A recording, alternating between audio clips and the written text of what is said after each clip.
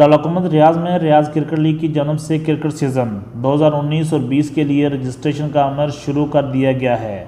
जिसमें 80 मुख्तलिफ टीमें रजिस्ट्रेशन करवा चुकी हैं। रियाज क्रिकेट लीग की जानब से मुनक्कद करदा कैंप में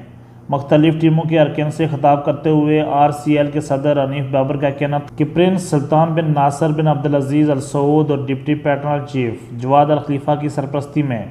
टूर्नामेंट शुरू हो रहा है, जिसमें T20 वनडे टूर्नामेंट के अलावा इंटरसिटी और इंटरनेशनल मैच भी खेले जाएंगे, जिसके लिए तमाम तर तैयारियाँ मुकम्मल की जा चुकी हैं।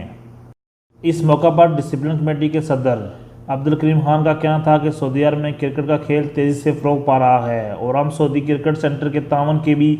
शुक्रगुजार हैं, जो हमारे साथ मिलकर क्रिकेट के फ़रोग और खिलाड़ियों को सऊदी नेशन टीम में खेलने का मौका फराहम कर रहे हैं।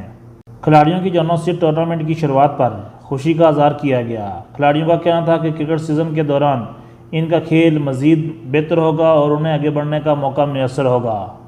इलियास रहीम, KE news, Riyadh, Saudi Arabia.